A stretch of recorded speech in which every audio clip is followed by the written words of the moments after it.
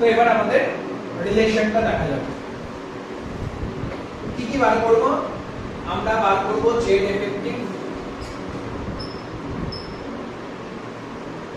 আমরা বার করব coordination number, আমরা বার করব relation between A and R, আর লাস্টে প্যাকিং ফ্র্যাকশন। আচ্ছা, প্যাকিং ফ্র্যাকশন যেহেতু বার করেই ফেলছি তো ভয়েডসটাও বার করে রাখবো। এই হচ্ছে আমাদের প্যাটার্ন। চল, বেশিরভাগটাই আমাদের যেহেতু করা হয়ে গেছে তো আমরা সেগুলোকে আগে সেরে ফেলি। সবার প্রথম যে নেমটা আমরা নিচ্ছি সেটা হচ্ছে সিম্পল কিউবি। তো আমার সাথে সাথে বলতে থাক, জেড এফেক্টিভ এর ভ্যালু 8 * 1/h করে 1 হয়ে গেছে। কোঅর্ডিনেশন নাম্বার ওখানটায় 6। Relation between A and R, A is equal to 2R পেয়েছি। এবার পার্সেন্টেজ অফ প্যাকিং ফ্র্যাকশনটা বার করে নিচ্ছি। Percentage of packing fraction is equal two cube, obviously 3 dimensional object, তো 3 ডাইমেনশনাল এর ফর্মুলা লাগাতে হবে। ফর্মুলা হচ্ছে এখানে আমরা একবার লিখে নিচ্ছি দরকার হলে, Z effective into volume of atom divided by volume of cube, এটা হচ্ছে ফর্মুলা। জেড এফেক্টিভ কত পেয়েছি? 1 পেয়েছি, বসালাম। ভলিউম অফ অ্যাটম কত? একটা অ্যাটম মানে স্ফিয়ারের কথা বলা হয়েছে, তার ভলিউম কত হয়? 4.3 পাই আর কিউব, বসিয়ে দিলাম 4.3 pi r cube, divided by volume of cube. Volume of cube, কিউবের ভলিউম কত হয়? a কিউব, তো বসিয়ে দিলাম a কিউব। এবার এর সাথে 2r এর রিলেশন দেখতে পাচ্ছি, তো এর জায়গায় সেটা বসিয়ে দেব। তাহলে কত আসছে? 4.3 pi r cube divided by, এর জায়গায় যদি 2r বসিয়ে দিই 2r এর কিউব, তার মানে সব মিলিয়ে আসছে 8r কিউব। তো এখান থেকে r কিউব ভ্যানিশ, 4 থেকে 8 কেটে দিচ্ছি ইনটু 100 অবভিয়াসলি। তাহলে একটা 2 থাকছে, তাহলে পাই বাই 6 ইনটু 100। ক্যালকুলেটর বার কর, যেটার ভ্যালু থাকে, এটা 3 পাই এর ভ্যালু 3.14 হয়, তো 3 ধরে নিচ্ছি। 3/6 মানে হাফ, মানে 50 এর থেকে একটু বেশি। এটা বাস্তবে নিয়ার अबाउट 52% কত হয়। ভয়েডস কত হবে? প্যাকিং ফ্র্যাকশন মানে কতটা জায়গা দখল করেছে, মানে 100% এর মধ্যে জায়গা দখল করেছে 52%। তাহলে ফাঁকা কত হবে? obviously 48% হবে। অর্থাৎ ভয়েডস এর formula 100 minus percentage of packing fraction, এটাকে আমরা ভয়েডস বলে ডাকতে পারি। তো আমার বেরিয়ে গেল সিম্পল কিউবিক এর ভ্যালু এতটা। সেকেন্ড 2 নাম্বার, বিসিসি বা body centred cubic. Z effective এর ভ্যালু দেখ কত পেয়েছিলি? 8 ইনটু 1 এর 8 পেয়েছিলি, আর একজন বডিতে ছিল, তো তার ভ্যালু, তার কন্ট্রিবিউশন একই ছিল, তো এটা পেয়েছিলি 2। কোঅর্ডিনেশন নাম্বার মনে করে দেখ, 8টা কর্নারে 8 প্লাসের সাথে যুক্ত ছিল, তাই কোঅর্ডিনেশন নাম্বার হচ্ছে 8। Relation between a by r কত পেয়েছিলি? a বাই r এর রিলেশন এরকম ভাবে বার করেছিলি যে দাদা √3a বাই 2, এটা ছিল কর্ণ, ইজ ইকুয়াল টু হচ্ছে 2r। তাহলে a ইজ ইকুয়াল টু পেয়েছিলি 4r বাই √3, আই থিংক মনে আছে ফর্মুলা, এটা পেয়েছিলি একটু আগে বার করে নিয়েছি। তো পার্সেন্টেজ অফ প্যাকিং ফ্র্যাকশনে চলে আয়। প্রথমে জেড এফেক্টিভ 2 পেয়েছিলি, তো বসালি 2 ইনটু অ্যাটমের ভলিউম, তো একই 4.3 পাই আর কিউব, বসালাম, ডিভাইডেড বাই যথারীতি a কিউবই থাকবে, কারণ কিউবের ভলিউম হয় a কিউব। ভ্যালু বসাচ্ছি, এদিকে 4 দুগুণে 8, 3 পাই আর কিউব, আর এর জায়গায় 4r বাই √3, 4r বাই √3 মানে, আচ্ছা বেশ না, এদিক ওদিক করে ডাইরেক্ট এভাবে বসিয়ে দিচ্ছি। এই হচ্ছে আমার অবস্থা। তাহলে এখান থেকে ক্যালকুলেশন করা যাক, 8 পাই আর কিউব, √3 কিউবটা উপরে উঠে গেছে, তাহলে √3 কিউব মানে যথারীতি আমি 3√3 বলতে পারি, হ্যাঁ কি না? √3 * √3 3, আর তার সাথে আরো একটা √3, ডিভাইডেড বাই, এবারে আছে 3, 4 কিউব মানে 4 4 16, 464, এত ইনটু আর কিউব, আর কিউব ভ্যানিশ, 3 3 ভ্যানিশ, 8 কে 64 দিয়ে ভাগ করছি, তো 8 8 কে 64, তাহলে সব মিলিয়ে যেটা আসছে সেটা হচ্ছে √3 পাই বাই 8। আমাদের ইনটু 100 টা দিতে ভুলে গেছি, তো ইনটু 100 টা লাগানো যাক। ক্যালকুলেটর করে দেখ যেটার ভ্যালু কত আসছে। তো আসলে দেখি 8 দিয়ে একসঙ্গে ভাগ করছি, তো মোটামুটি ভাবে 68%। তো এটা যথারীতি আমাদের 68%, তাহলে ভয়েডস যথারীতি বাকিটুকু 100 এর মধ্যে, এটা যথারীতি 32%। নিচটা বোধহয় দেখা যাচ্ছে না, তো সেটা একটুখানি নোট করে নিস, ক্যালকুলেশন, বেসিক ক্যালকুলেশন। এরপর একটা দেখ, মুছে দিলাম, last 3 number category FCC. 3 number হচ্ছে এফসিসি। এফসিসি এর মধ্যে দেখলাম 8 জন তো একের 8 করে নিয়েছে কর্নারে, আর 6 জন হাফ করে কন্ট্রিবিউশন রেখেছে, অর্থাৎ টোটাল 4টে। কোঅর্ডিনেশন নাম্বার মনে করে দেখ, বার করে দেখলাম 12 হয়েছিল। আর এদের রিলেশন কেমন ভাবে বার করেছিলাম মনে করে দেখ, এরকম ভাবে বার করা ছিল √2a/2 = 2r, এভাবে বার করা ছিল। অর্থাৎ এর সাথে যদি রিলেশন বার করি, √2 একটা 2 কেটে দিলে 2√2r, এটা হচ্ছে এখানকার রিলেশন। এই যে √2 কে 2 দিয়ে কেটেছি, তাহলে √2, তাহলে 2√2r। চলে যায় percentage of packing fraction. Z effective এর ভ্যালু যথারীতি 4, বাকি তো ভলিউম অফ অ্যাটম আর ভলিউম অফ কিউব নিয়ে আর কোনো ব্যাপার না। এবার আমি পরিষ্কার বসিয়ে দিচ্ছি value 4 × 4 pi r cube divided by 3, আর এর জায়গায় এ কিউবের জায়গায় বসিয়ে দিচ্ছি 2√2 r এর কিউব। ক্যালকুলেশন করলে 4 × 4 পাই r কিউব 3, এদিক থেকে চলে আসছে 2 × 4 4 × 8, 8 √2 × √2 তার সাথে আবার একটা √2 আছে, 2√2 r কিউব। এগুলো সব ইনটু 100 করে যাবে, মানে r কিউব ভ্যানিশ 4 2, এই 2 মিলেও একটা 4 বাদ যাচ্ছে, অর্থাৎ 100 পাই ডিভাইডেড বাই 3√2 এটা আসছে। এটার পার্সেন্টেজ করলে আমরা দেখব কত পার্সেন্টেজ হয়, 74%। তাহলে ভয়েডস হচ্ছে যথারীতি 26%। তাহলে পরিষ্কার বুঝতে পারছি তিনটের মধ্যে আমরা কোনটা দিয়ে ভালো ভাবনা চিন্তা করতে পারি, যেটা পার্সেন্টেজ অফ প্যাকিং হবে, যেখানে শূন্যস্থান কম থাকবে, ভয়েডস কম থাকবে। এফসিসি সেই হিসাবে বেটার, সেটা আমরা প্রুভ করে দিয়েছি। ডাইরেক্ট প্যাকিং ফ্র্যাকশনের ভ্যালু পরীক্ষার হলে ক্যালকুলেশন করা পসিবল না, তো মুখস্থ রাখবি 52 68 74%। ভয়েডস তো নিজে নিজে সেই মতো বেরিয়ে যাবে, নোট করে নে। এরপরে আমাদের নতুন টপিক শুরু হবে, সেটা দেখতে হবে।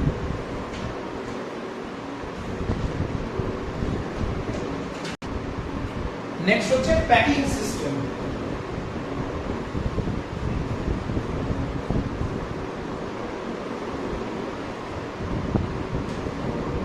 প্যাকিং সিস্টেমের মধ্যে প্রথম হচ্ছে one dimensional packing.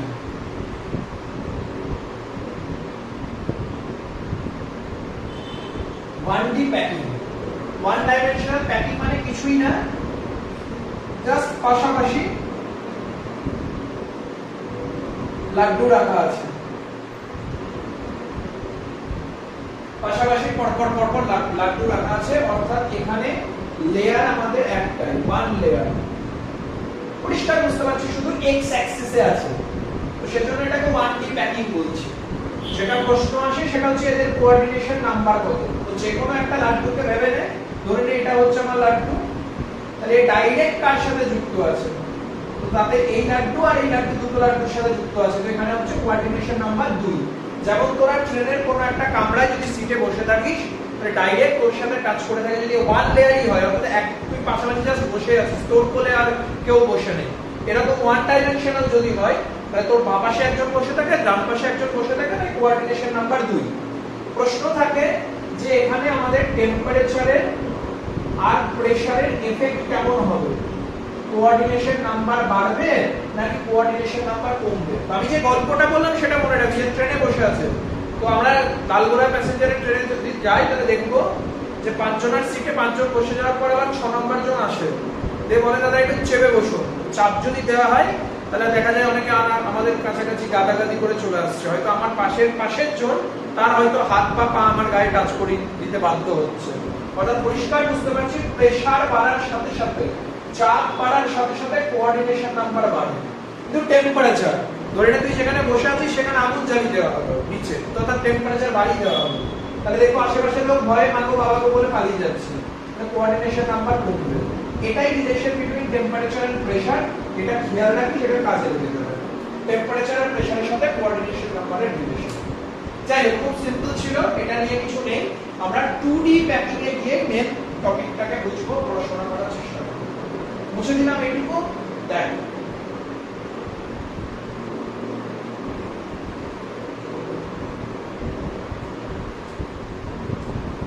Two dimensional packing যদি করি তাহলে তার আবার দুটো আলাদা আলাদা অবস্থা আছে।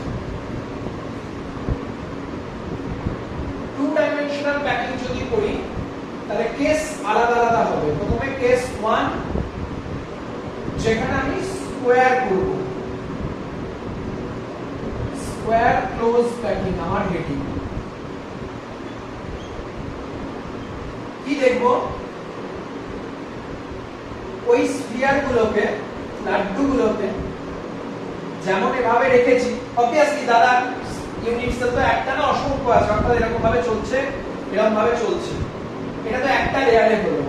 ঠিক তার মাথার উপরে, ঠিক তার মাথার উপরে আরো একটা লেয়ার বানাচ্ছি। তাহলে পরিষ্কার বোঝো, এক তো এক্স ডিরেকশনে ইউনিট সেল চলছে, এদিকে একটা, আবার এদিকেও আস্তে আস্তে আস্তে লাড্ডু বাড়িয়ে বাড়িয়ে উপরেও উপরেও বাড়াচ্ছে, উপরেও বাড়াচ্ছে, উপরেও বাড়াতে থাকছে, বাড়াতে থাকছে, বাড়াতে থাকছে, বাড়াতে থাকছে, একই রকম নিচে নিচে বাড়াতে থাকছে, বাড়াতে থাকছে, বাড়াতে থাকছে। অর্থাৎ এরকম অবস্থা তৈরি হচ্ছে। ঠিক টু ডাইমেনশনাল। কেন? বোঝার চেষ্টা করো, এক এদিকে আবার এক এদিকে, তো টু ডাইমেনশনাল অবস্থা তৈরি হচ্ছে। তো এখানে আমি ধরে নে নাম দিয়ে দিচ্ছি, এটার নাম দিচ্ছি লেয়ার এ, আর এটার নাম দিয়ে দিচ্ছি আমরা লেয়ার বি। এরকম ভাবে চলছে। প্রথম হচ্ছে কোঅর্ডিনেশন নাম্বার কত, যেখান থেকে আমরা কোঅর্ডিনেশন নাম্বার বার করব। কি বলতে বলেছি? ডাইরেক্ট লাড্ডু গল্প বলেছি। ধরে না আমি যে কোনো একটা লাড্ডু এর সাথে বলছি, এর কোঅর্ডিনেশন নাম্বার চাইছি, বোঝার চেষ্টা করো। এক তো এ লেগে আছে, এই যে ডাইরেক্ট লেগে, সেকেন্ড এ লেগে আছে দুজন, থার্ড এর নিচে একজন লেগে আছে, একজন, দুজন, তিনজন, আর কে লেগে আছে ঠিক একই রকম ভাবে মাথার উপরেও একজন আছে। বোঝা গেল কি গেল না? বলেছি তো উপরে উপরে চলছে চলছে চলছে চলছে। তাহলে এখানে কিন্তু কোঅর্ডিনেশন নাম্বার 4 হবে। তাহলে প্রথম ইনফরমেশন জনিত কোনো যদি কথা বলি, তাহলে এখানে প্রথম যেটা পেয়ে গেলাম সেটা হচ্ছে কোঅর্ডিনেশন নাম্বার 4। এটার নাম স্কোয়ার ক্লোজ প্যাকিং কেন? যদি যে কোনো একটা দিকে, এটা বুঝে দিলাম, আই থিংক কোঅর্ডিনেশন নাম্বার বুঝতে পেরে গেছিস, বোঝা হয়ে গেল। আমি উপরের এই ছবিটা মুছে দিলাম। চারজন, দুই পাশে দুজন, পিছনে একজন, সামনে একজন, চারজন লেগেছিল, চারজন লেগে আছে। তাহলে ওই এজন এই আর এই লাগেনি, যাদের এরকম বুঝতে অসুবিধা আছে তার দরকার হলে বানিয়ে নে, দরকার হলে আরো একটা লেয়ার বানিয়ে নাও। এর কোঅর্ডিনেশন নাম্বার হয়তো পাচ্ছিস, তো দেখ ডাইরেক্ট লেগে এ এ এ আর এ, ওটাও এটা লেগে নে, বা পাশের জনরা লেগে নে, তাই কোঅর্ডিনেশন নাম্বার 4 হয়েছে। আশা করি বোঝাতে পেরেছি। যাই হোক, আমি লেয়ার দুটোই রাখছি। কোঅর্ডিনেশন নাম্বারের টপিক ক্লিয়ার আমাদের। তো আমি কি করছি, এখানকার সেন্টার এরকম ভাবে একটা লেয়ার বানাচ্ছি, এভাবে আমাদের স্কয়ার লেয়ারটা তৈরি হয়ে গেছে। তাহলে কজন অ্যাটম এখানে পার্টিসিপেট করেছে? চারজন কি চারজন না? তাহলে পরের টপিক হচ্ছে জেড এফেক্টিভ বার করুন। নাম্বার অফ অ্যাটম 4, কিন্তু তাদের কন্ট্রিবিউশন কত করে, দ্যাট ইজ অলসো ইম্পর্টেন্ট। তাহলে এটা হচ্ছে যদি একটা লাড্ডু বা একটা অ্যাটম হয়, একটা স্কয়ারের জন্য সে কতটা কন্ট্রিবিউশন নিয়েছে, দাদা এইটুকু, সেটা কতটা? 1/4 নাকি না?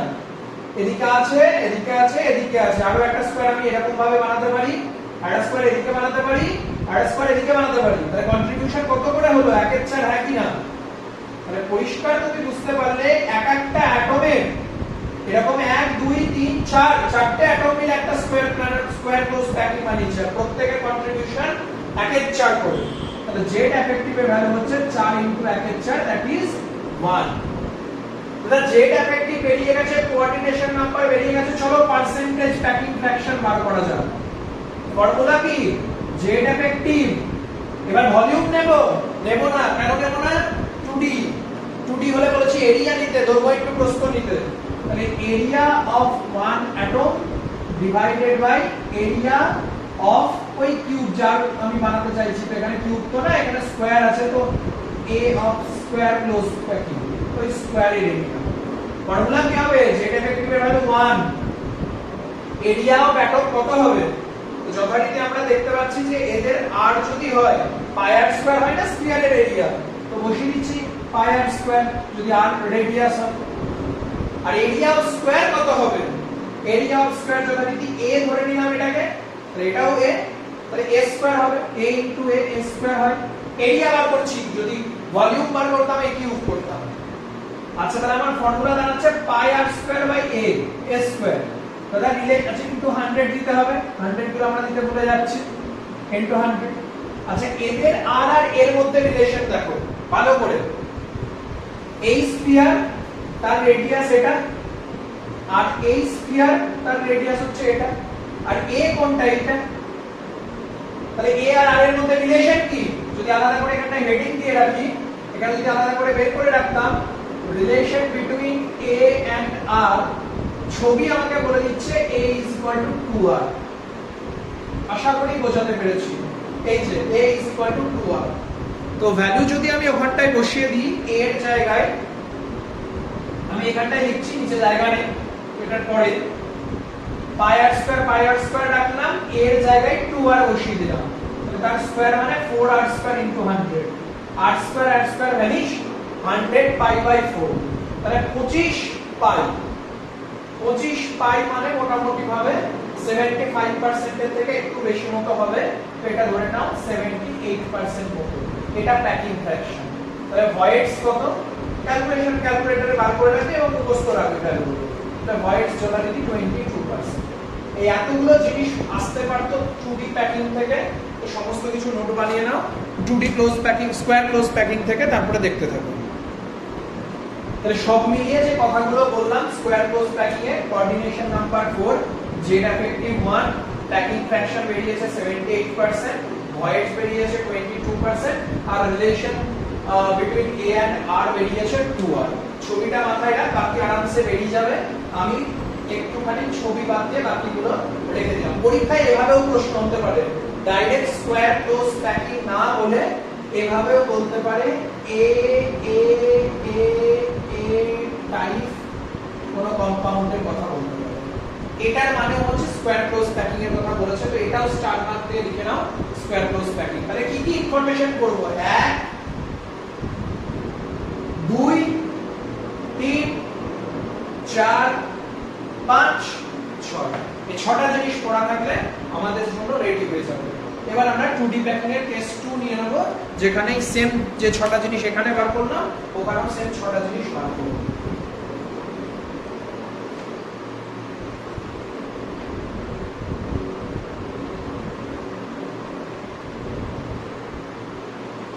তো আমাদের কেস নাম্বার 2, যাকে আমরা বলি হেক্সাগোনাল ক্লোজ প্যাকিং। কিভাবে রাখবো দেখো,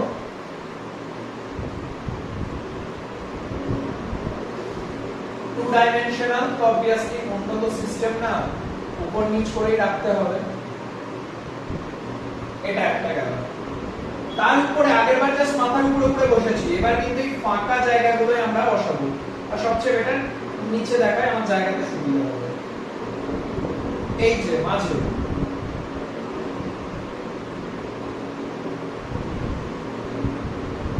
হোয়াইটস কোনগুলো, এই যে মাঝে ফাঁকা জায়গা হয়ে যাচ্ছে, এগুলো হচ্ছে হোয়াইটস।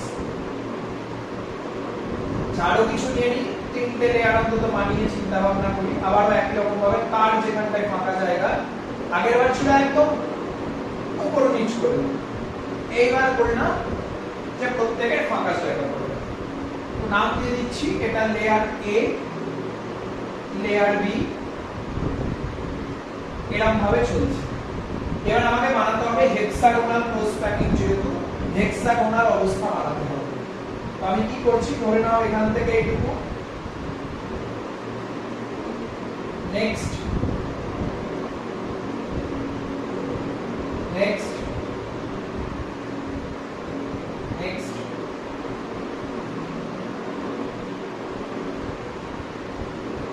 এই আমার হেক্সাগোনাল অবস্থা তৈরি হয়ে গেল। হেক্সাগোনাল 6টা হাত আমাদের তৈরি হয়ে গেছে। কি কি জিনিস আমি বার করছি? সবার প্রথম ধরো কোঅর্ডিনেশন নাম্বার বার করছি। দেখো কোঅর্ডিনেশন নাম্বার, এ কত জনের সাথে যুক্ত, মাঝে লাড্ডুটা দিয়ে সবসময় কোঅর্ডিনেশন নাম্বার বলছি 1 2 3 4 5 6 উপরে দুজন পাশে দুজন নিচে দুজন এখানে কোঅর্ডিনেশন নাম্বার হচ্ছে 6 যেটা আগেরবার 4 ছিল আগেরবারের সাথে তুলনামূলকভাবে পড়াশোনা করছি যাতে বেশি ভালো তৈরি হয় এর পরের দরকার হচ্ছে জেড এফেক্টিভ কতজন আছে এখানে হেক্সাগোনালে পার্টিসিপেট করেছে 1 2 3 4 5 6 এবং এই একটা 6 জন একই রকম ভাবে এবার তাদের কন্ট্রিবিউশন দেখতে হবে মন দিতে হবে কন্ট্রিবিউশনটা বুঝতে হবে এবার কিন্তু আর 1 এর 4 করে কন্ট্রিবিউশন না ভালো করে বোঝার চেষ্টা করো একটা সার্কেলের আমি এতদূর দখল করে ফেলেছি তাহলে 1 এর 3 করে কন্ট্রিবিউশন হবে এরকম আমি আরেকটা হেক্সাগোনাল এখান থেকে কোন টানতে পারবো আরেকটা নতুন হেক্সাগোনাল এখান থেকে টানতে পারবো চিন্তা করো এখান থেকে হয়তো কোনো ভাবে আরেকটা এই যে আর আরেকটা এদিকে টানতে পারবো অর্থাৎ টোটাল তিনটেই হেক্সাগোনাল বানাতে পারি তাহলে কন্ট্রিবিউশন আমার 1 এর 3 করে হবে 6টা লাড্ডু দিচ্ছে 1 এর 3 করে কন্ট্রিবিউশন আর মাঝের যে জোন সে তো কমপ্লিটলি এর কাছে আছে পুরো তার গোটা লাড্ডুটাই এই হেক্সাগনের মধ্যে আছে তাহলে সেজন্য এখানে আর একজন গোটাটাই তার কন্ট্রিবিউশন রেখেছে আর এই লাড্ডু কিন্তু গোটাটা দেয়নি তার 1 এর 3 অংশ হেক্সাগোনাল ফর্মে দিয়েছে তাহলে সব মিলিয়ে কত হবে 2 প্লাস 1 3 হচ্ছে জেড এফেক্ট এরপরে relation between A and R